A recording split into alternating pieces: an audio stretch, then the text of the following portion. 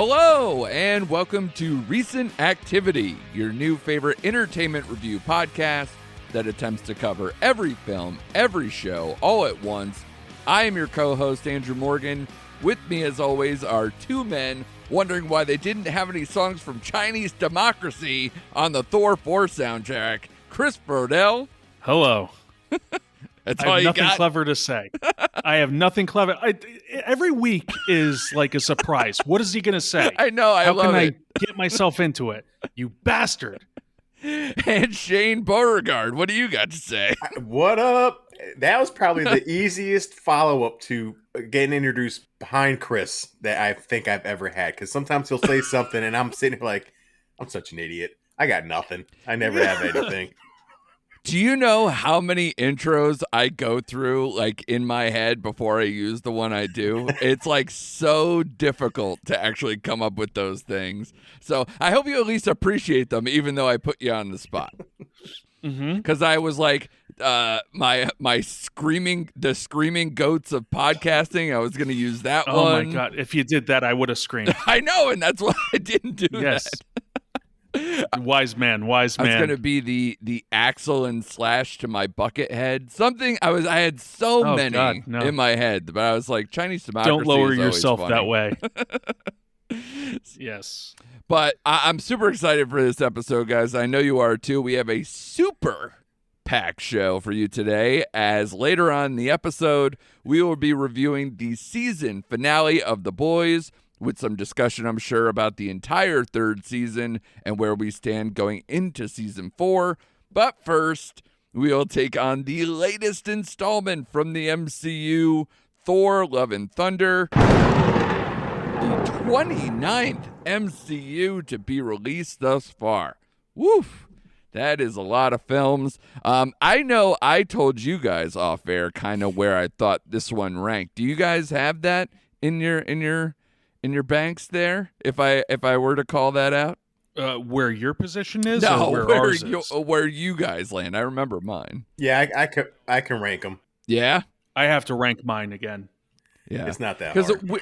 weirdly, that is something my analytical brain does every now and then. I have like a letterboxed MCU ranking thing that every time a new movie comes in, I just put it, in the ranking file and just to kind of see. I think it also helps me kind of score things with these things too, because we have so many of these movies that I could just be like, all right, this one is better than this one. This one I gave this many stars, and it kind of helps me, maybe I think I'm too hard on something. I'm like, oh no, well, either I was too easy on this one or I'm too hard on this one. So it kind of works out. But I will say that, hey, the MCU doesn't care because they had a massive box office weekend with this movie, of course, in the number one spot. $302 million globally, 143 domestic and 159 international. The third biggest domestic opening in 2022. Can you guys name the two that beat this movie out? Maverick. Oof. No, not for opening. Oh, not for opening. Oh, okay. Doctor Strange? Doctor Strange is number one. The Batman? With 185 million. That's 40 million plus over this movie. I'm going the Batman or the latest Spider-Man movie, I guess, if I had to go with one of those. No, well, Spider-Man, remember, was Last year, December, right. so Yeah, that technically yeah. doesn't work. But Shane's favorite, Jurassic World Dominion, came in number 2. Yes, that is the reaction I was thinking. Wow. But yeah, that had 145, which is a couple mil above this. So interesting where that falls, because, I mean, I thought for sure that this was going to do more money than Doctor Strange 2. I think it will in the long run, for sure. See, I'm willing to have that conversation. It's very interesting because, number one, Doctor Strange 2 had a 67% drop off in its second week. And I believe, maybe the same as you, Shane, where I think that this movie has better staying power because it is more rewatchable and it's a little more fun. So I think that maybe it'll have a steadier picture financially than Doctor Strange 2. But I did have this, oh my God, is this going to lose to Doctor Strange 2? It's a wild thing. I mean, they could have done more money. They're still not in China because this movie does feature LGBTQ plus characters. So it did still get knocked out of China.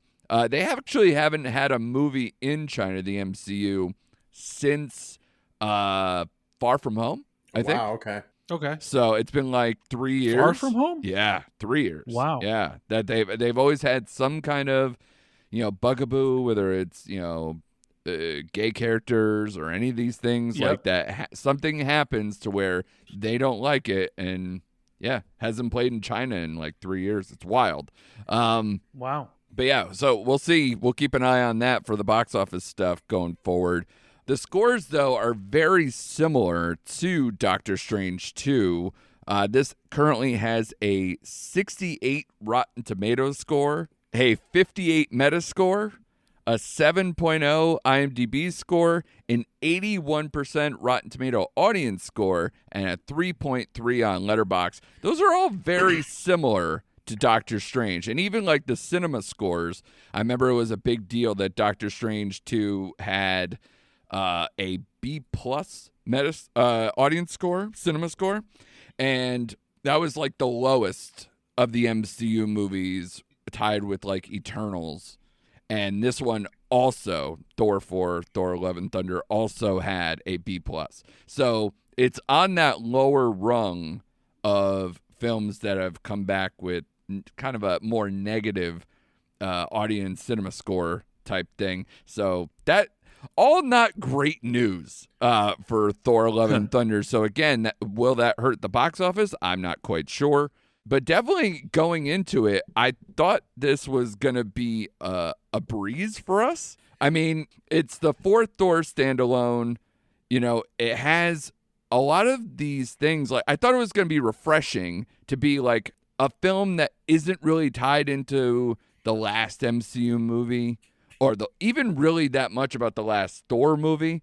And it definitely doesn't tie into like Disney Plus shows like we talked about ad nauseum with Doctor Strange 2, Multiverse of Madness. So I thought this was going to be more of a layup, honestly. And I thought it was going to be easier and more palpable for audiences too. But based on the scores and a lot of the critical backlash on this movie, I don't think that's the case. But a lot of everybody, the normal people, are back for this, from the Ragnarok crew and beyond. Taika Waititi is co-writer and director on this. Also co-written by Jennifer Caton Robinson, who wrote the Netflix rom-com Someone Great, which a lot of people liked. I thought it was pretty good. We covered that on my last podcast. This is based on the Jason Aaron's Thor run of comics, kind of multiple levels, right, Chris? Because you're more. Did you read these, like either the quote Lady Thor stuff or any of the multiple runs with Gore the God Butcher or anything? I didn't read them, but I was aware of their storylines. Not completely dove in, Right? But I knew the gist of Lady Thor, and Gore is new to me. I only know him by name. I didn't even know his appearance until they said Christian Bale was going to play him. Right. And of course, I went right online and looked him up, and I'm like, oh, wow, he's going to be under a lot of prosthetics. Right.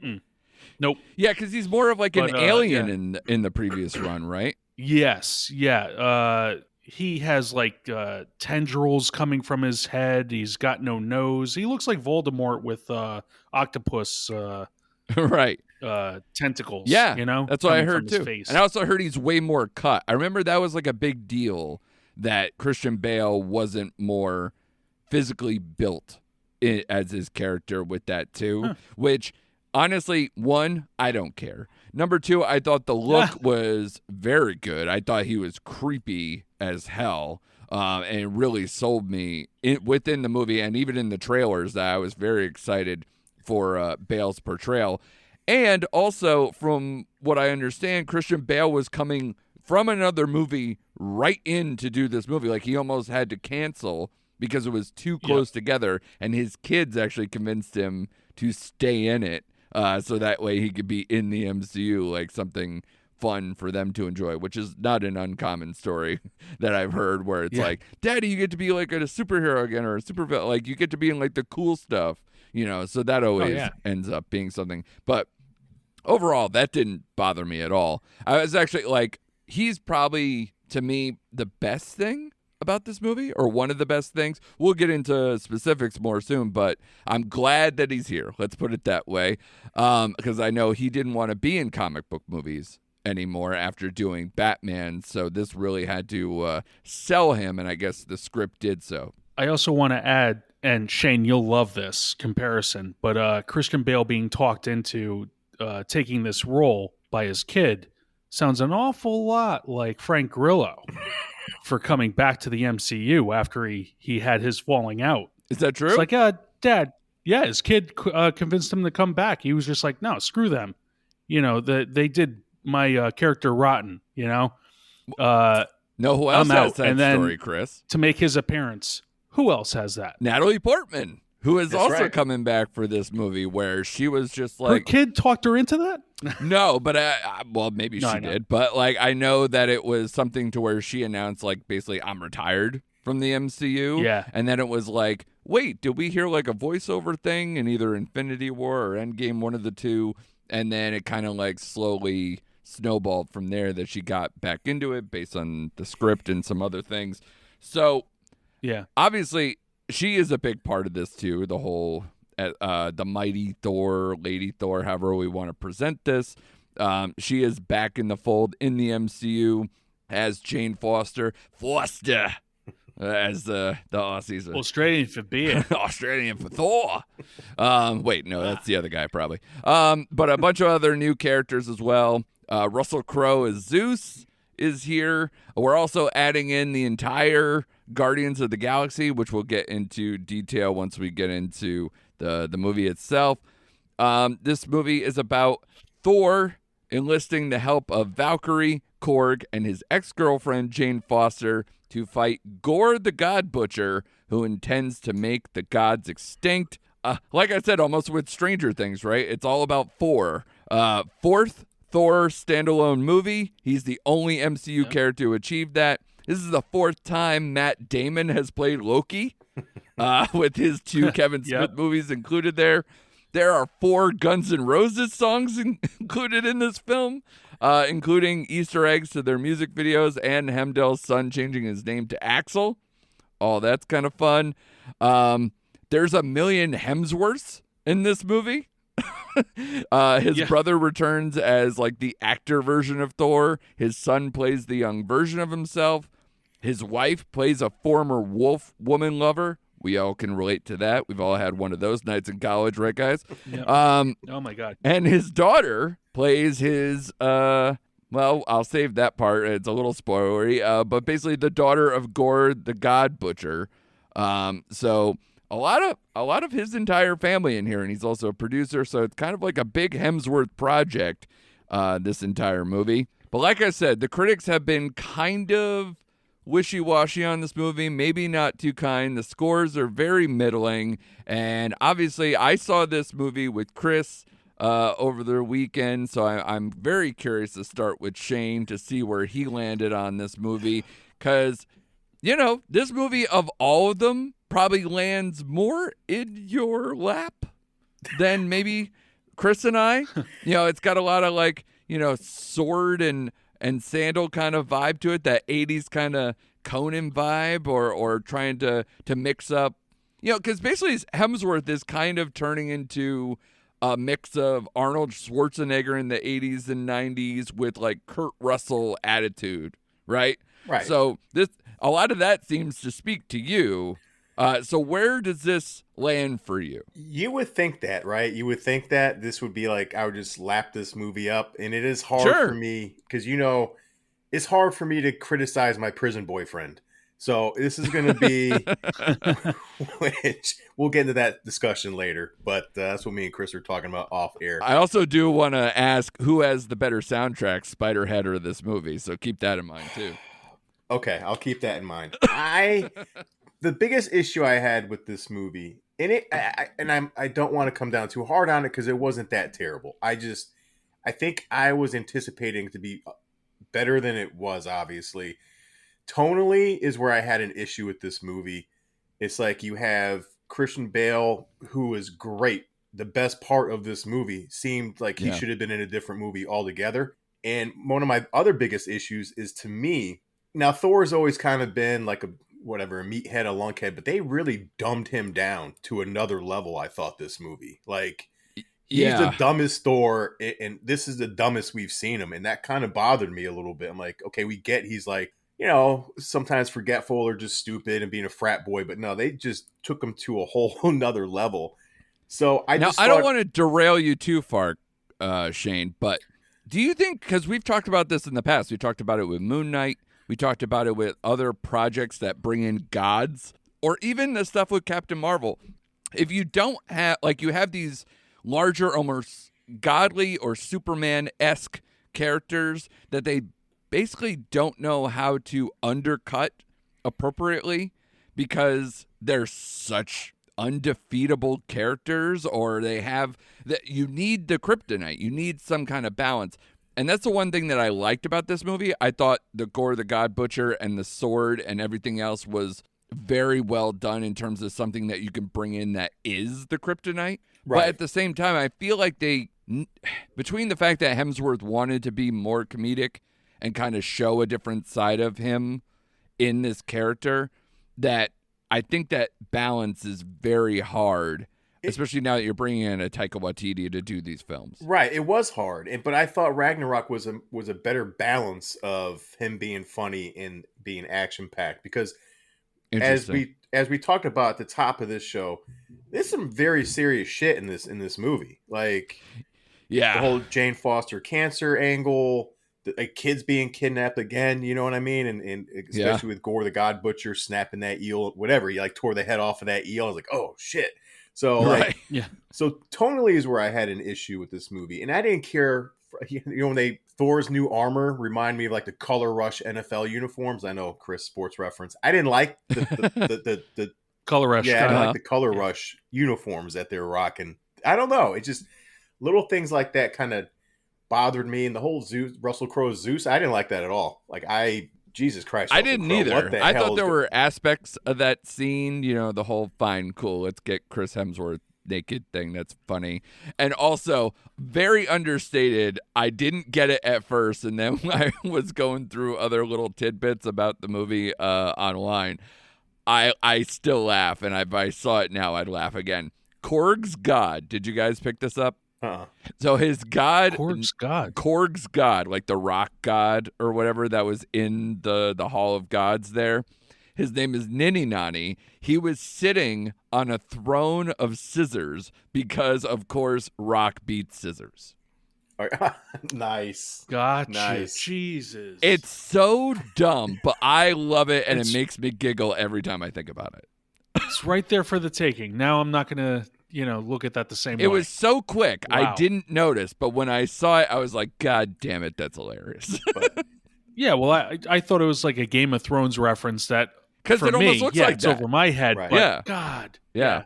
So in the end, and we'll get into it, I was a little underwhelmed with this movie. Just a little underwhelmed. Yeah, we were kind of the same way when Chris and I were talking about it afterwards. I'm not mad at this movie. Like Doctor Strange, where I had like pure venom in spots and really had issues with kind of that had tonal issues too, but it's mostly like, hey man, let Sam Raimi direct your Sam Raimi movie. Like that was a little bit different, the tie-ins to other stuff, and it gets really kind of the snake eating the tail in that movie a little bit more. This one is just, I wanted to go in and just be like, let's have some fun, let's have things make sense, and let's have good performances by the new people in here and integrate the Jane Foster stuff. Well, the interesting thing of all the things I said, a lot of that works. Like the Jane Foster stuff I thought worked. The fact that they used the cancer thing in as the angle to get her in, I thought that was actually very well done. I thought that, like you said, Christian Bale was arguably the best part of this movie. Even though with some of these movies, and the MCU especially, and it's kind of happened almost as a post Guardians of the Galaxy thing with the MCU. I hate movies where they go, everybody's funny. Guess what? Not everybody's funny. Not everybody deserves to have attempts at being funny. And I hate my comedies where they just have every single person be funny and everybody gets laugh lines. It makes for an absurd movie. It doesn't work. Mm-hmm. All the classic comedies I grew up in, 80s, 90s, early 2000s, a lot of the ones that work really well is because they have balance. They have people within their role structure where not everybody gets to be funny. You get the centerpiece to be funny, and then people work around them in the puzzle pieces that need to work. Stop making everybody fucking funny. It doesn't work. And especially actors put in their place, not everybody should be funny or try to be funny. Right. And you need a Zeppo. You do. Like, you need balance. Like, I don't know. I could give you a million examples, and if anything with Thor, Chris and I, we kind of talked about it, and maybe you can elaborate it here, but like what they've done with Thor is very bizarre. And Shane, you kind of touched on it with the kind of dumbing down stuff, but it's like he went from being stoic Shakespearean to now being this new version. And I don't mind him being funny, but I almost wish he was kind of a blend where he's still very serious and very kind of like, but he'd be like that Naked Gun funny, that Leslie Nielsen funny, where like he's serious but making jokes in a serious manner. You know what I mean? Yeah. Versus like being like a ham half the time. Yeah, because he lost a lot, and he should still be like, another thing that people say about the MCU is just like, just don't be depressed. Get over your PTSD. Oh, you're better now. With him, he lost so much. Yeah. And, it's not an easy fix. It's not, finding your zen, working out, CrossFit, Yeah. It's dealing with it in a certain way. And he's just like, I'm over it. I'm awesome. I do this. I do that. Look at me. Yeah. I'm great. And it's just like, okay, let's now get a new level where, like you say, there's that balance. Yeah, because going back to even Ragnarok, like he had those moments with Anthony Hopkins, he had still the moments with Loki. He had some emotional scenes, and I just felt like whenever he tried to get emotional in this movie, except for like the end with Jane Foster stuff, I was waiting for the next joke. Like I was like, they're just too jokey now. Like that, I'm waiting for them to drop the jokes in there. Mm-hmm. So it missed that little bit of heart until it got to the end for me. And a lot of this is kind of the Taika influence and that mix between that and what the MCU provides. Because he even said, like, I know for a fact that, and Natalie Portman said this in interviews, that he basically would give full leeway to all the actors to kind of just improv and kind of do whatever they wanted. And somewhere out there, like every movie, when something doesn't work, they're like, there's a 4-hour cut of this movie, or there's a 3-hour cut. It's like, who cares? No, every movie has a long thing and then they trim it down. So let's stop reporting that like it's some big deal. But in a movie that ends up being an hour and 50, a very short MCU movie, obviously with humor, they kind of just try to find it. And I don't mind that. A lot of comedies do that. But are these the actors? Is this the type of movies that should be trying to kind of do that layout? Because the MCU is going to tell you we need XYZ to be in this movie. And, oh, by the way, this person can't die. Which I heard a lot of that where originally Taika wanted certain people to die and then they didn't. And then, which is amazing because not like nobody dies in this movie. There are things that happen. So it's very interesting how that balance goes. But I also find that Taika in particular, even in his like non-MCU movies, has a hard time balancing tone a lot of times because he wants to go and allow people to go jokey, but he also has very dramatic stuff, i.e., let's talk about Jojo Rabbit, where it's like you're going to have something about like Nazi-era stuff, but then also have like fun and kids and everything else. I think he struck a much better balance with like Hunt for the Wilder People, and people tell me like Boy is maybe the best version, but I have not seen Boy. Sorry, everybody. No, neither have I. But I saw Eagle versus Shark. That's just more of a fun kind of like his humor very much, where it's kind of a mix of that and kind of a Napoleon Dynamite style, but done Aussie with the guys from Flight of the Conchords. So he has a very distinct style, and it's an interesting mix with these. And I think a lot of times over the weekend, I said this to you guys, like if somebody would ask me what I thought of the movie, and I would say, did you see Ragnarok? And they say, yeah. Did you like it? Yeah. Then you'll probably like this movie. Because the mileage that you get from the Taika mix with these current set of characters is exactly what you're going to get again. So anyone who wants me, like, over the weekend, I'm not going to give you a full out fucking review. Sorry. Like, I'm going to let you enjoy it. I'm going to let you go out and see it. But I think the easiest barometer of if you're going to like this movie is if you really enjoyed Ragnarok, you will at least like this movie on some level. And I know, Chris, one of your biggest things, and me too, I thought this movie started out poor because the Guardians didn't even seem like the Guardians. I thought it was a very herky-jerky start, and part of it's because characters were kind of not themselves. Right. And apparently I looked too deep into the characters, thinking that, Korg is telling a story of Thor's adventures, and we see him with the Guardians. Right. And Star-Lord just seems like a fanboy. And I'm just like, the last we saw, they were both butting heads because they both felt like they were the leaders of this group as Guardians of the Galaxy. Yeah, or at least he's playing more of a beta. Like he was just like kind of, hey, you're going to come save us here? Like we're in the midst of a battle. Yes. As opposed to like, the Guardians have way too much pride between him, Rocket, Drax. Like these people are just like, no. Yeah. We fight all over the world against anything and we don't care. We don't back down.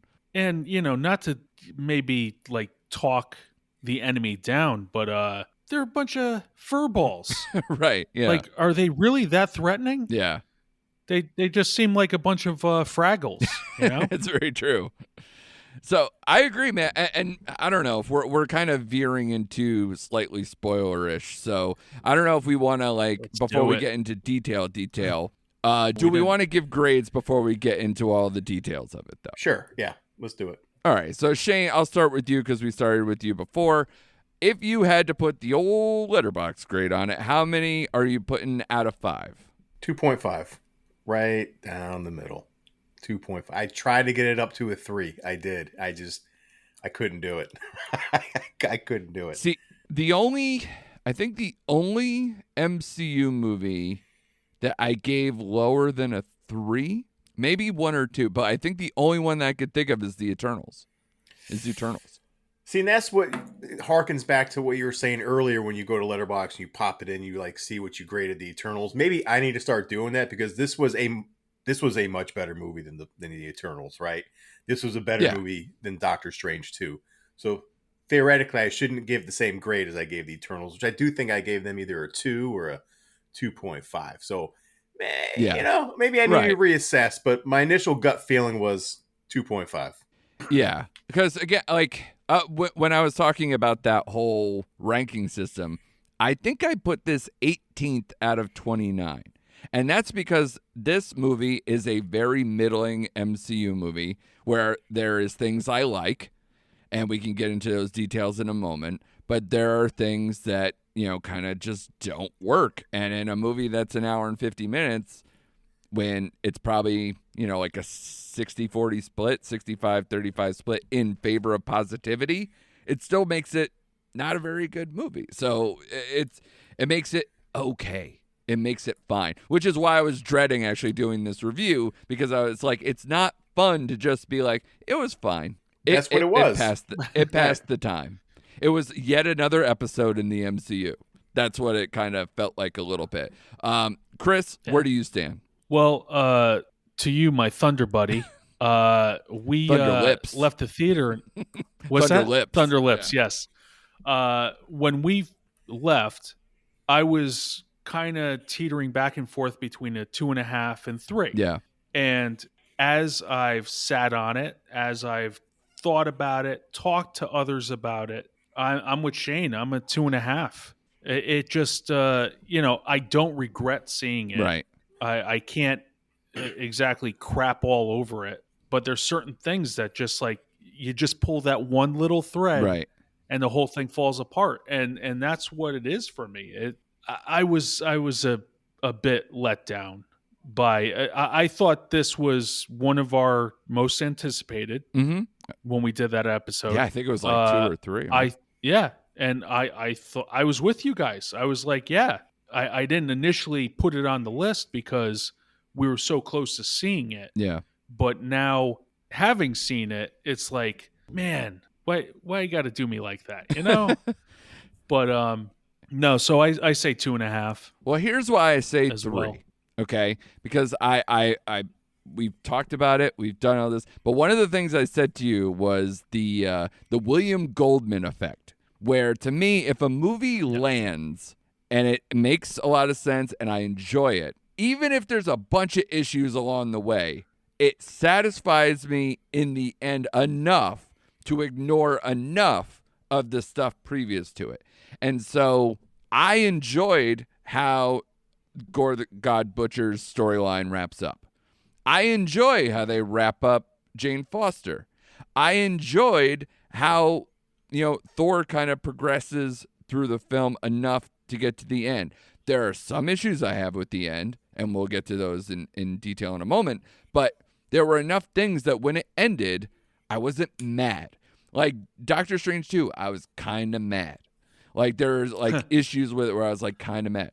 So this one, even though it started out terribly, got better in the middle, and I thought ended quite well considering its faults.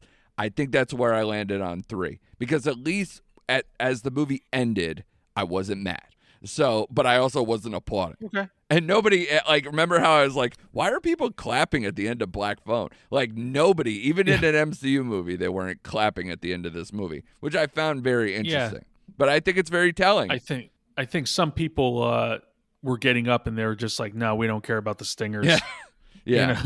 So it was just like, yep, movie's done. Let's go. Yeah. And I think, like you said, Shane, like, I think I gave Multiverse of Madness a 2.5. So I'm like, well, it's better than that. So to me, it's a 3. So I guess we're in that realm. So spoilers ahead, everybody. We're going to plow into the details of this movie right now. So if you haven't seen the movie, please fast forward a little bit if you want to hear our thoughts on The Boys Season 3 after the break on this episode. I will try to do my best to timestamp everything nicely so that way you can go and skip ahead right to where you need to be. Chris, I'll start with you because we started with Shane initially. So give me maybe what you liked the best in this movie. It was good to see Natalie Portman again. It always is. Yum. In a role. Sorry, I'm a creep. Better than just being the damsel in distress or some side character. For sure. She was actually in it and she was doing something important. She was on screen and she was just as important as Chris Hemsworth or anybody else she was sharing the screen with. Yeah, for sure. Ooh, can't get that out. But yeah, I would say her, Chris Hemsworth, as Shane said before, he's always good to see on screen. Was it his best? Not really, right. But it's always nice to see him. He always puts his all into his roles. Yeah, for sure. I would say. Shane, do you echo a lot of that? Do you have anything else that you enjoyed in this film? Yeah, I mean, again, Gore the God Butcher was that whole storyline from start to finish was my favorite part of the movie. I did like the Jane Foster Valkyrie kind of connection teaming up there. I liked Valkyrie a lot in this movie. I thought they did her justice. Which, by the way, leads to one of my cons later, so I'll put a pin in that. Okay. Again, the stuff that didn't work, I forgot to bring up this cameo. Like, did we really need Lady Sif back? Like, really? Like, I just found that totally unnecessary, and I don't know why that bothered me, but I'm like, okay, yeah, bring her back, whatever. Yeah, sure. The whole making Chris Hemsworth... I'll bring her back later. Just making Chris Hemsworth just dumber, But like Chris says, he has that presence on screen, Like once you get locked in with those piercing blue eyes, man, that's it's all over. I know. And he was more ripped here he was than any way other bigger. previous. Oh my God. Bigger here than he was in any other movie. Which I wonder if it got to him that he had the clothes get blown off, but to the, in the breeze kind of a thing to where he felt like he had to be even more chiseled than he is beforehand. Probably so. I think he commented on that. There's a story like he wanted to make sure like he was at where he was at when he was naked. So sure, Hey man, I would too. I did like the tat work though. That when his clothes came, I did like the tattoos he was rocking. Yeah, R.A.P. Loki. Yeah, yeah. That never gets old. He had tattoos. Oh, I'm sorry. I would say for me, and you guys haven't mentioned some of it, the goats made me laugh every single time. Every single time that they were just screaming through to the next place or the next realm or whatever, always laughed. Stormbreaker as a jilted, jealous lover floating in at the right times, between that and the Mjolnir thing, was just so funny. I forgot every about single that. time. Damn it. Oh, it's so good. I agree about Gore the God Butcher. I agree about Jane. So those were definitely a lot of the things that I enjoyed. I'll kick off the cons because I want to pick up where Shane said on the Valkyrie thing. I agree with you. I liked her quite a bit. I liked the camaraderie with Jane. I like that it was kind of like this lived-in thing where they had some relationship before Thor came back, where they kind of had almost a budding friendship and whatever beforehand, which is why all the more stupid that they basically sidelined her. And then yet another thing we watch, shout out to Obi-Wan Kenobi, where somebody gets run through and it's like, I'll just get a new liver. I'm fine. I'm alive. Yeah. So nobody dies, obviously. And then, but I didn't like they sideline her for the final battle stuff and instead kind of replace her with children, like all being kind of the superhero thing. That was kind of the beast there. Not that I didn't like that, because I liked it. As I said to Chris, they kind of replaced from Ragnarok the whole Led Zeppelin Rainbow Bridge scene with Hela to now being a bunch of super up kids with Thor's powers kind of all running towards God the Butcher. You get a superpower. And they did it with the Guns N' Roses in the background. So they definitely kind of emulated almost shot for shot how that kind of came over the top from the side view and everything else. It's a very reminiscent scene to how the other one worked. And it works, but it's not what I wanted when I was riding with Valkyrie for so long. And I just go, just get her out of the way. We'll see her later. She's fine. She's the king of New Asgard or whatever. She'll be fine. That's not okay with me. She was doing an excellent job. And she has relationships with everybody there. To just put her to the side, I didn't feel was right. So that was one of mine. Also, we mentioned the whole Guardians thing. I wonder, I said this to Chris too, I believe it was Infinity War. I remember there was a big conversation of James Gunn directed the scenes that the Guardians were in to make sure that they had the same kind of characterization tone. Yep. And I wonder whether he didn't in this movie. I wouldn't be shocked, especially with COVID protocols and everything else, and them also shooting Guardians 3 probably around that time too. I wonder if that didn't happen. Or maybe he was finishing up. Maybe he was finishing up Peacemaker too. Yeah, Peacemaker, Suicide Squad, any of that stuff. This guy's busy as hell. They even have a Guardians holiday special coming through. So the guy did a lot during this period. So it wouldn't shock me if he wasn't on set for it. So if that's the case, it definitely showed. And if he was there, I don't know what the hell happened. But it definitely, I didn't enjoy it. And like I said, a lot of that whole everybody's funny thing gets to me. And there's a lot of a humor that fell flat, especially early on. But I will say, even if James Gunn isn't there to direct those scenes, it's fucking Taika Waititi. But that's the thing. If these people, Robert Downey Jr., he was Iron Man. He knew Iron Man. He probably had a lot of insight on what his character would and wouldn't do. Sure. Now I'm sure. Now they only have 2 and maybe some appearances under their belt, but they know who the characters are. Sure. That they wouldn't be like Taika.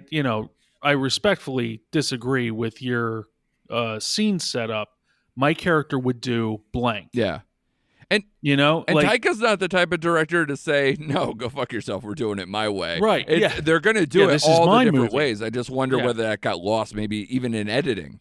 That they were like, oh, well, yeah, we did it your way, but the way it kind of worked out, what shots worked, didn't work out. I don't know.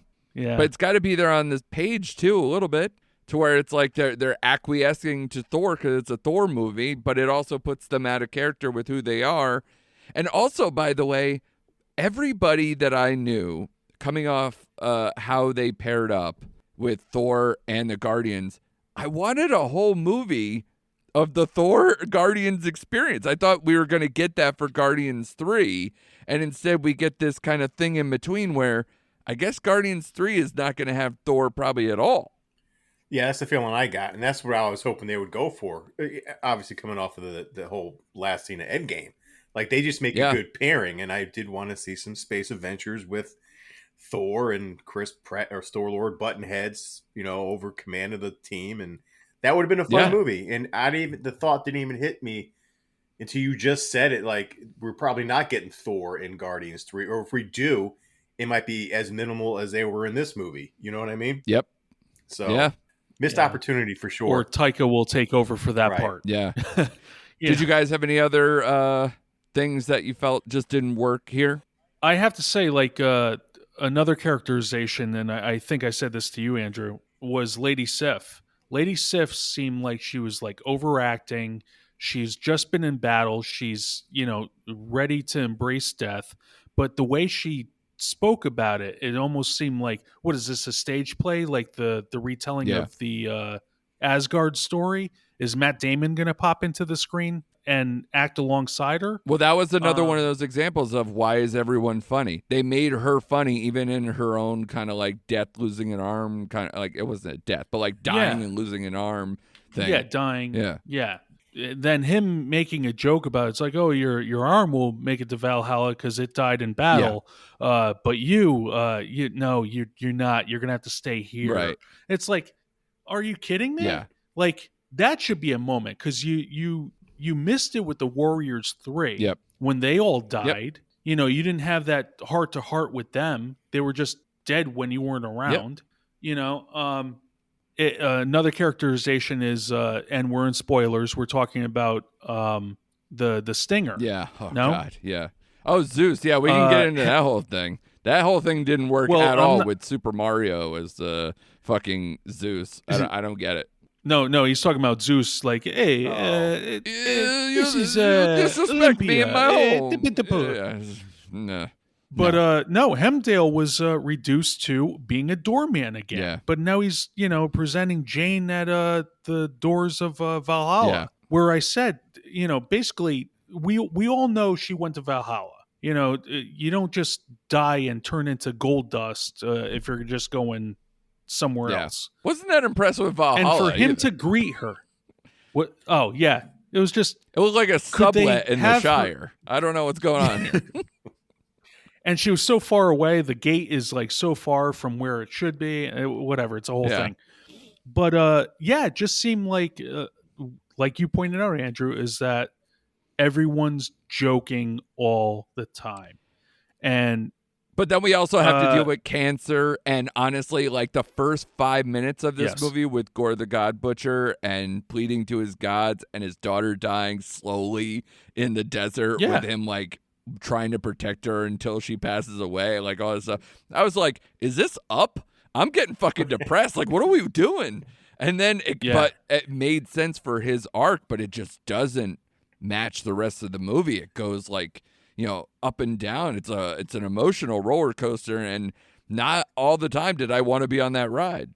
And also a missed opportunity for him being a god butcher. You think you'd be going after some of the Eternals, some of the other characters in the MCU now this is that are godlike. It's all going to be a problem. And instead, and that's not even my thought. The hangover from the Stinger is now we get more of Zeus, who I didn't care for within it. Another guy who gets literally run through the gut and lives again. Thank you to everybody where now it's like, no. You could survive being just thrusted with a godlike, where it's a lightsaber, a lightning bolt, a fucking sword run through.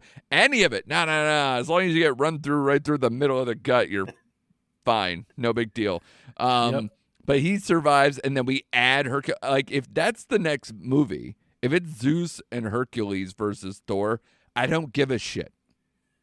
You had way more meat on the bone with this movie, and this movie didn't entirely work.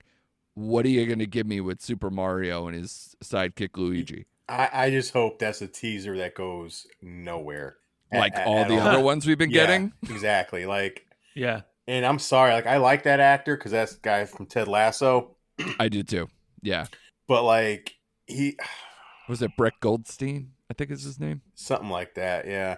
And I like him. I think he's fine, but like, I don't want another thing where his whole body is CGI'd because in real life, he's like 155 pounds. You know what I mean? He's a soccer player body. Yeah. It's very different. Not to say you have to get people who look like The Rock to play Hercules and all this kind of crap, but it would help if you were a little bit bigger. Not like Russell Crowe, the way he's going, but because he just he's giving up on he's giving up on life. I mean, he really just has mailed it in. Yeah. No, and it was funny because when people were saying like, oh, the CGI stinger, I'm just like, what part was CGI? And you guys knowing the body type of the guy who played Hercules, I'm like, that was CGI? Like I didn't care enough to be like, oh my God, it's Hercules. You already mentioned him in the movie. I assumed he was going to be showing up at some point. Yeah. He's in the comic books. He's an Avenger. So I'm like, it's no surprise. Yeah. Like, and I'm not even like an Avengers reader. I'm not even like, but I know who some of the Avengers are. Chris, didn't you tell me earlier too that they still haven't paid off the Stinger scene from Ragnarok? No, it was the Dark World where that creature that came in from Asgard is acting like a dog at the end, and it's just like, okay, what does that mean? Right. Is it like wandering around? No, nothing happened. Yeah, but literally, there's been a stinger in everything for Phase 4, and none of them have paid off. And I would be willing to go back to even Phase 3, or like you said, was Thor: Dark World Phase 2. Like we haven't even we haven't had anything pay off, and it's all just this fan service stuff to get you riled up, and nothing works. Right. And now more than ever, and you're going to see a lot of stuff in the next few weeks. Because you're going to see Comic-Con and, we have, I think, the Disney D23, whatever the Disney's doing. D23. And whatever else. So you're going to see a bunch of stuff between trailers and other projects promised coming forward.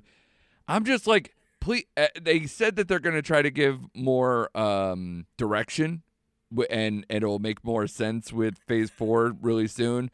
I don't mind if we have standalone things. Just make them freaking good and stop teasing us with extra things that don't matter. Yeah. Right. It doesn't. And how many movies are we going to get into this phase where we're like, when are we going to figure it out? Like, we should have it figured out by now. Like, we should know where we're going. And nothing is connecting to anything at this moment. Period. Which, again, I don't need it to if you make good movies. But when you do all this stuff where it does connect, like Multiverse of Madness, and then it sucks, what am I supposed to look forward to if you keep slowly connecting things that, again, don't work when you do, and then when you make stuff like this that doesn't, I don't care. I'm with you on that. Phase 1 was the experiment, and it ended up coming together with Avengers. Yeah. Phase 4 is not doing that. It just seems too random for the next thing to be. The next thing is what? Black Panther? For movie-wise, so. Yeah. Which, again, we'll probably get a trailer for that, I would assume, either at Comic-Con or D23. But don't get your hopes up that it's going to connect to these movies. No, I don't even think it can at this point. No. We don't even know what it's going to be anyways, because Chadwick is gone. Yeah. Letitia is rubbing everyone the wrong way. I'm surprised she's still in the movie. And there's no hint of any story being leaked. Yeah. not even an idea, an inkling. Yeah, it's not like the just the Disney Plus shows are going to help at all, because you're going to get, Ms. Marvel's wrapping up this week, and then you got She-Hulk, and then there's like a Groot show coming up soon or something that's more kiddie. And even what is it? Because the Marvels will be a movie. So like I don't even know what else would be like coming up through the end of the year that I'm going to be like, oh yeah, this will start to turn the tide. Nothing that I can see at all. I used to get excited about these movies. Now I'm just like, okay, what's the next one? Yeah, I'm still being supportive. I know it is, and honestly, we've talked at length about either issues with Phase 4 or the fact that they shot their wad with the Infinity Saga because it was almost too good. Now we have like a different set of expectations and things like that. So it's a different world we're in, and I think we're just not as into it, which is fine. Because there are a lot better things out there in the world, like The Boys on Amazon Prime. So let's cut it here, guys. Let's take a quick break, and let's come back to something that will probably be more like a rave with The Boys Season 3 finale. Yes. Attention Nerdy Nights, join Flo, Anders, and me, Colleen, at the well-rounded table for Bohemian Geek Studies, where we take extremely dorky dives into our favorite fandoms. From that Star Wars galaxy far, far away to Outlander's Scottish Highlands, we consume it all. Listen along with us each week as we explore the stories that mean so much to us. Bohemian Geek Studies is available wherever you get your podcasts and is proudly part of the Forgotten Entertainment family. All right, we're back. The boys are back in town. The Boys Season 3 just had their finale, and woof. This was another season where I'm sad to see it go because we only have so many of these like weekly shows that we've actually been enjoying and checking in with as we kind of went along. I think the last big check-in we did was maybe around, episode 4? Yeah, it was 3? 4. Somewhere? Yep. Yeah. So, as it's kind of gone, I only liked it more and more as the season went on. The one thing that I will say, first and foremost, I think this is their best season to date. It's not even close. And the one thing that The Boys is known for is like kind of this outlandish, extreme, topical stuff that they do that kind of gets the needle moving and like the maybe the memes going or this kind of like interaction with the show and publicity for the show. But honestly, this season has really taught me that it doesn't get enough credit for how well constructed this season is in particular and how their seasons have been in the past. And like I said, this one is the best example yet.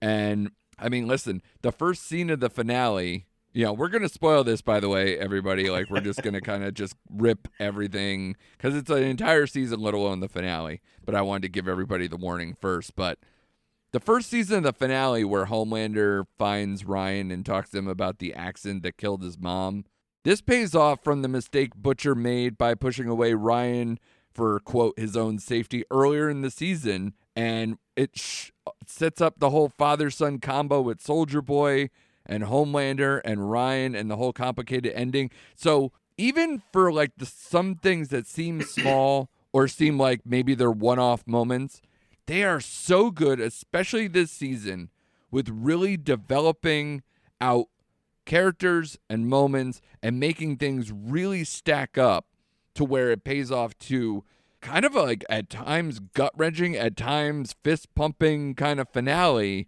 that I know, Shane, we've talked about this in the past where like it felt like it ended multiple times. But this one I really kind of forgave that because they were kind of setting up a little for season 5 besides the whole, finale of the fight sequence and everything else that I will tell you right now, especially as we just literally talked about an MCU movie for 45, 50 minutes, this fight sequence at the end of this finale is some of the best superhero fighting I've ever seen in my life. Yeah, absolutely. And you were the biggest proponent, Shane, so I'll clear the deck for you to kind of give your overtures on this season. Oh, man. Well, okay, so what I had to do, and you should try this because it'll make it a better experience. Okay. This show I told you before, it makes my pants tight. So I went in, much like I'm doing this podcast now, pantless. I watched the last couple episodes with no pants. So I think it's called diabetes shame. We need to readjust. By the way, shout out to me for winning our weight loss contest. Anyway, continue. Yes. Yep. Oh gosh, damn. I mean, this last season or last episode just pays off, and I was expecting it to, just because as the season was progressing, how good it was. Yeah, I loved Soldier Boy. I thought Jensen Ackles held his own. He brought some swag to that character, and it's just a cool kind of like, almost like Brad Pitt kind of coolness to that just character. And he's just as much as a psychopath as Homelander, but like in an under the radar kind of like thing. And he had that great scene with Butcher where they kind of connected on their father levels. So, but that fight at the end, I love how they switched it up, because you thought you'd get Soldier Boy, but you got Maeve against Homelander, which was fucking awesome. I'm glad she didn't back down in that moment, man. It was so much, but so perfect. That whole scene was great. Here are my 2 quick beefs with the last episode. I didn't like how I didn't like how Noir went out. That was kind of unexpected. They kind of built him up the last couple episodes, and I thought, and it just kind of like they just ripped the Band-Aid off there. It did. I think they really didn't know what to do there. And can we just talk about Starlight just for a second? I just had a laugh when they powered her up, and I thought like she was gonna blow Soldier Boy through the goddamn building, and like it knocked him back like 10 feet. I'm like, all that for that? Really? Yeah. Okay. Sure. The soundtrack was great. Again, I love. There was a lot of little stories, like when Mother's Milk's daughter told her dad that he was her hero. That kind of like got to me, because he was struggling the whole season with his OCD. Almost cried both. I watched this episode multiple times. It got to me every single time. Yeah. So, I mean, and you're right. They give every character its shine, whether they leave them out for another episode or two, but they always go back and they fill in the gaps. I thought everyone was well represented. I like A-Train's turnaround. The only but not fully vindicated. Nope, not. And I thought that was realistic and grounded. Right, I enjoyed that. Right. Yeah. In the deep, I think he's probably the only character that's just like, we don't know what the hell's going on. He's just a lackey. It's pure chaos. Yeah, it's pure and chaos. I think you need it. But the funniest scene, one of my funniest scenes of the whole show is when he's fucking the octopus. 100%. That whole, whether it's while he's like, when it started where he was like banging his fiance or girlfriend while looking at it, and then the just slow progression of like, let's try to introduce this. He's the hero-gasm stuff. Like, everything was funny along the way, even though it was kind of the same joke, like done 4 or 5 different times. Yeah, and it totally works. Right. But man, hats off. Like you said, that last fight scene, I could go rewatch that like endless amount of times. Like, it was off the damn charts. Yeah. And I know we're kind of just in generic thoughts, but kind of keep in the back of your mind. I don't think I mentioned this to you. Like, kind of with the Stranger Things thing, do you have an MVP for this season? I kind of want to get into that. So keep that in the back of your mind. I might come back to you on that one. Okay. As for the Starlight thing, the thing that you mentioned, I think it's part of a larger point that I said to you guys off air, where I was just like, the one thing about the boys is that I don't know what anyone's fully capable of at any time, because these aren't like existing characters I read in comics for like years that I kind of know what everybody does. Sorry to Garth Ennis or anybody in team that I just didn't read the comics. And even then, I think this show is kind of a departure from the comics, from what I'm told. It's interestingly enough, a little more softer and slightly updated in terms of the topical stuff or whatever, in terms of news storylines that they brought in and everything else. But yeah, I just, when everybody's fighting, I don't fully know, like, oh, well, duh, this person is kind of the make of this, and this person's kind of the, like, it's kind of the, who do you think would win in a fight, but you're thinking about, oh, Superman's fighting Wonder Woman right now, so who would win that fight in real life, and what would be the advantage? I didn't know a lot of those things when they're fighting, so I'm just kind of going along for the ride. And the Starlight thing is almost even more, because almost every single fight Starlight has gotten into, it's either she puffs up real big and makes her eyes glow, and you go, okay, nothing happened, she backed down, or she does something and it seems kind of like basic, or like, and definitely underwhelming, maybe compared to Homelander or any of these other people, where you don't know what their capabilities are fully. But even with all that said, I thought all the fighting in there was just so good and really amped up their personalities and really just went to town in a kind of street level version of fighting more than anything, because it was a lot of just like throwing people through things, or I don't know. It was great though. I still enjoyed it a lot. Chris, how did you feel about this season, and maybe specifically how the finale landed the plane? Oh, it was a weekly anticipation. Yeah. Every Friday I'm like, oh my God, it's the boys' day. And this last episode, it definitely, all tires are on the landing. It filled every expectation I had. Yeah. And you want to talk about attention to detail. I forgot, and I love this scene where Homelander confronts Noir and basically says, did you know that I had a father? And he says, don't try and lie, because I can see through, and I can see your scarred face. And I'm like, that's right. He's got X-ray vision, just like Superman. Yeah. And that is such an awesome scene where it's just like, don't even bother trying to lie. Yeah. Just tell me the truth. And I'm just like, is he going to just be like, might as well go out on a lie? Sure. No, he tells the truth. And I'm like, oof, what's going to happen to him? And then splort. Or whatever that noise is. Just a complete, disemboweling. And I'm just like, oh, that. But I was gonna say, I'm like, doesn't Noir have healing powers? Not to that extent, apparently. So you can't rip out. Apparently, he may have been holding his heart. So yeah, I don't know fully what he's supposed to be the comp for, if anything, because obviously you get your deep Aquaman stuff, you get your Homelander, Superman stuff, you get Maeve and the Wonder Woman thing, and so not everyone's like a 1-for-1, but I didn't, like I said, a lot of times I kind of search for what is somebody capable of, are they cool to come back, actually Kimiko has the healing powers, or when she does have powers. Obviously she gets it back at the end of the season, but she kind of feels very almost Weapon X-ish. Yes, and I think I mentioned in a previous episode when we were talking about the boys that when she got shot in the head, when she was with that she was in that brothel or whatever, it just spits out of her forehead. Yeah, I jumped on that. I'm like, no, go. Oh, wait a minute. Yeah, she has healing powers. Never mind. But so even that's what I'm saying. It's like we're in season 3 and we're still kind of learning about the capabilities of these characters, and that's my only thing about this show, where the storylines are so compelling that sometimes the superhero stuff gets a little bit sidelined or mishandled at times. But to me, it doesn't matter, because I'm still riding high with it. And all the things that kind of added to the season, like the Compound V stuff, or the V24 stuff, and the storylines of Butcher and Huey, and kind of this, and the positions that they've taken to where, Butcher's basically, all in. He's just over it. He just wants everything to end, just to a higher extent than everybody else. And obviously that tone, that, by any means necessary thing, is what really complicates and hurts the most in this season, that he thinks everything will go away as long as he has powers and can kind of crush this. And obviously the addition of Soldier Boy.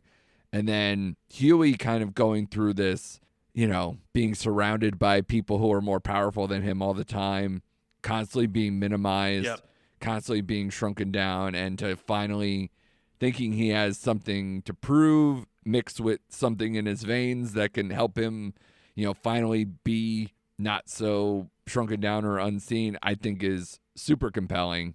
And for what I asked you guys to kind of think about with the MVP thing, honestly, I besides saying something simple like Homelander, because this whole thing, they finally figured out we need everything to kind of be heliocentric around Homelander and how chaotic he is, and him to finally take everything over. Mother's Milk, that whole thing was so good. Between his home life stuff, him trying the push and pull between him wanting to rejoin the boys or not rejoin the boys, knowing how toxic it is for him, knowing how hard it is on his mental health, also getting a divorce and trying to like balance that with his daughter and the pluses and minuses, having the kind of quote stepdad guy be kind of this, dark web, kind of almost like code, Trump supporter, libertarian, like whatever thing that he's supposed to be inserting from real life. And gosh, and especially that last scene with Homelander exploding that guy's head and him just being the first guy to be like, yeah, fuck yeah, like that kind of guy. It's insane. And I thought all that worked really well. The conversations with his wife, the conversations with his daughter, the conversations with Starlight or Butcher, and kind of just trying to carve his role out and trying to balance like Soldier Boy killing his family years ago and that whole thing. Everything worked. And my God, and you mentioned it too, Shane, the Jensen Ackles thing. This whole season doesn't work if Soldier Boy doesn't work. And he is so good. And I think it's because of the shorthand with him and the showrunner, Eric Kripke, who was the showrunner of Supernatural for a long time, brought him over. And it just makes so much sense. He's so stately looking as that kind of Captain America comp, but also could be that kind of like deep-throated dirtbag too, and make it very plausible. So all that worked for me too. So this season is by far the best thing they've ever done. Yeah, absolutely. And to go back to your early question, the first name I did write down when you're talking about MVP for me was Mother's Milk. That was the first name I jotted down. Good stuff. Honestly, I like the whole Frenchie Kimiko storylines this year. We got more backstory in the Frenchie and what happened to him. And I do like, I found that very refreshing. I like them two together. I like that whole Flashdance scene at the very end where she pops in the buds. That worked. I do too. I like them. Yeah. Soldier Boy is probably my favorite character, and I am Jensen Ackles biased. I'll put that out there. I like when Homelander was like just begging him to like give it a chance. He's basically called him a pussy. Like stop crying. Like whatever. Yeah. Their whole thing dynamic was great. So, but Mother's Milk is the MVP. I echo that. Everything you said about his storylines this year just worked, and they're the deepest. They're some of the deepest I thought of the entire season. So, and the Ryan stuff gets even better as we kind of look towards season 5 too, where it's basically going straight Brightburn, levels thing. So that'll be interesting going forward. Chris, did you have a MVP in mind? I'm going to go against you guys. I'm sorry, but Butcher is the MVP because he has a plan for everything. Yeah, sure. He is the Whether one that misguided introduced or not. the Compound V. Exactly. Yeah. I mean, this guy, he really needs to express himself more. It's funny though, like I've noticed it before, but in this season especially, I see that everyone has their own levels of insecurity. Like Homelander is tops, but also the Deep wants to be recognized as someone, of importance. Yeah. He's just as important as a team member as any other member of the Seven. Yeah. And A-Train is the same. He wants to get back in with the team where he was basically sidelined by Homelander and disrespected, and look how fat he got. Well, and his own health failed him and all that stuff, too. So he kind of lost his identity and then started trying to search in weird, hilarious ways to try to find the new something. Costume. Yeah. But overall, I would say Butcher, though, as you said, misguided, he always has a plan and he wants to see it through no matter what. And that is a leader, but... as we saw at the last scene, it was, hey, this is a democracy. Yeah. And we'll see how that goes, And I will say for the next season. For sure. And I will say to you, Shane, too, like the noir thing maybe doesn't work the best. Like the whole like cartoon thing I thought was cute, but like it kind of takes away from the fact that maybe they just didn't know what to do Right. with them. And for how much I like Frenchie and Kimiko together, I thought they were just kind of like more plot devices this season more than anything. Where it was just kind of like the whole Russian angle. It was their way to get in on that. And then her losing her powers being the example for the Soldier Boy stuff before we get to what the goal was with Homelander and everything else. And then her getting it back. And, her going back and forth between like, they always are having the push-pull of being in the team because it's so toxic, much like the mother's milk thing. And then, her especially wanting to be like, she was so happy to be powerless and then instantly goes back and gets more V and goes right back to it. So that one gets a little muddled. Yep. I don't want to say it was like a big downer because I don't think there's a lot wrong with this season at all. No, but it's so good. I thought they explained that. Anyway, they did enough explaining why she wanted her powers back for me to understand. Like she can't protect the people that she loves without her powers, and her true nature is kind of like that way. She has that streak in her, so they did enough to me to get me over that hump.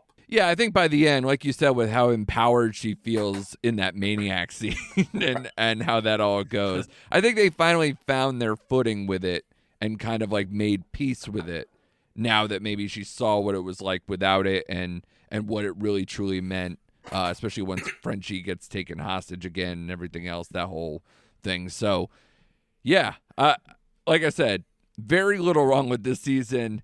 Very strong. And now I want to know from you, Shane, because you were pumping your chest for weeks. Is this still your number one? Yes. Does it have the belt? It has the belt right now. Yep, it does. Here's the thing, and I've been saying to you, let's wait until the finale. Let's do all this too. I think I'm giving it the belt too. Yeah. Right now. And there's nothing wrong with it. Say it with your chest. Say it with your chest. I can't because I'll tell you this. For how much I like Barry, I think I'm putting that number 3 or 4. I really have to think hard about the bear. I really have to think hard. That might I could go anyway. I could go 1 through 4 with the bear. But I will say Stranger Things is probably right that notch below the Boys, only because I think the Boys is better constructed. But the Stranger Things was just so much fun week to week, and that little breakup, I don't know if that did anything different to where it just made me feel different about the ending. I think The Boys ended so well that it vaulted itself just a little bit above. I was gonna say, yeah. I think I mirror your sentiments, Andrew. It's Barry was good, but in comparison to the other shows, The Bear is right up there. It's so good. I just don't know what to do with it because The Boys just put a smile on my face weekly. True. You know what I mean? Like The Bear, I just like pushed through, but it was an excellent drama from beginning to end. Like I stuck with those characters no matter what. But yeah, like I said, each week I look forward to Friday. I was just like, and Barry, I was looking forward to Sundays. But I think honestly, I thought The Boys ended better. Mm-hmm. Which maybe, and especially because they're both on season 3s, so I maybe is a good 1-for-1 with that. And then Barry for being a half hour and only having so much on the bone there, I think because The Boys being an hour and really getting to able to flush out storylines in a little bit of a more linear narrative, I think worked on me more, just enough. I still love those other shows a lot, but I think that's what nudged The Boys for me, at least for right now. And this might be, recency bias, but we'll see. Right. I was going to say, like, I'm sure as the year goes on, my 2 through 4 will probably change, but I don't see anything knocking The Boys off my top spot. I do have The Bear as my second favorite show. I don't blame you. And then Stranger Things, and then Barry. But again, ask me next week, and I may just totally flip-flop those 3 in any particular order. I say the same thing. I might be exactly where you're sitting, if I thought about it for another week. And it's honestly, these shows, as we're comparing them here, are actually a very good kind of comparison, a good way to kind of parse out the whole binge model versus, week to week thing, because maybe that week to week and the constant conversation and the check in between us and kind of that wait to get there, but you also have to execute on such a high level with week to week to really to get me there too.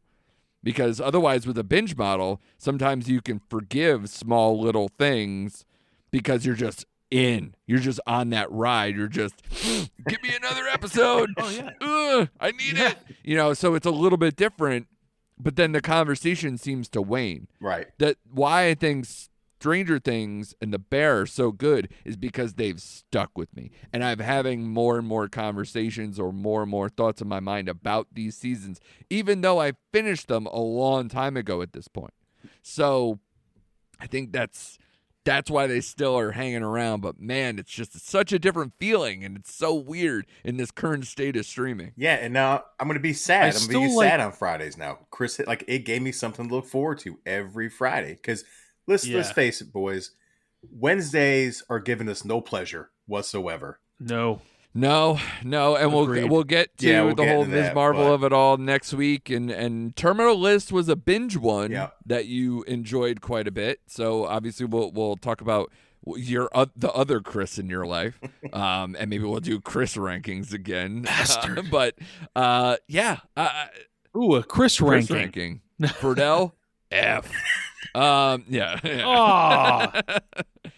So, but like you said, like there is going to be a gap now. I'm trying to search out what is that next thing that's gonna, have me jonesing for something again. Because as we already went over earlier, the Marvel slate, even post Ms. Marvel, even if we were enjoying it, where's that gonna go? What are we looking forward to? Not a ton. And then I don't know if they're coming out with that Boys spinoff quickly. They kind of made it seem like they wanted to do it in tandem with this season. I don't know how quickly that is. We haven't seen a trailer. By the way, for anyone who doesn't know what we're talking about, because I only found this out today, is that there's a college spin out, a Vought sponsored college for superheroes spinoff that Amazon's doing, that is going to include kind of season 3 of the Boys stuff in the backdrop and will be there before season 4. So it's coming soon enough. I just don't know when exactly. Maybe that's a Comic-Con thing too. We'll see. But yeah, I don't have a ton. I'm currently watching Only Murders in the Building, but honestly, it's not giving me that same satisfaction in season 1, but we'll see. It's very early. True. But yeah, I don't know, guys. And even in the movie thing, we got Nope coming up. I'm excited about that. There's a few other ones, but a lot of the ones we put on our most anticipated have kind of come and gone or are getting early bad reviews. We can talk about all that stuff next week too. So we'll see, guys. It's very complicated right now. Still to come. We got, like I said, we got Nope coming up soon. We got The Gray Man. We got, Bodies, Bullet Train, Prey. Those were all stuff that were on our list. Is The Sandman from Neil Gaiman actually gonna do things on Netflix? Is that gonna be their next Stranger Things? Who knows? Whew. A lot of things to end out the year. House of the Dragon, if you're a Game of Thrones person. So those are maybe some of the things that we're going to talk about, and maybe those will be the weekly things that are going to excite us once again. But man, the end of the summer, there better be some surprises, man. I'm telling you, because otherwise it's going to be a slow crawl back into the fall, where hopefully we get, back into Oscar season and all this stuff. So, but this was a great conversation, guys. We were looking forward to this episode, and I think we nailed it. Thank you guys, as always. And thank you guys for listening out there. Let us know on social media what you think about Thor, Love and Thunder, and or The Boys, at Recent Act Pod on Instagram and Twitter. Yeah, a lot to talk about coming soon, and I appreciate you guys for listening. We'll see you next time on Recent Activity.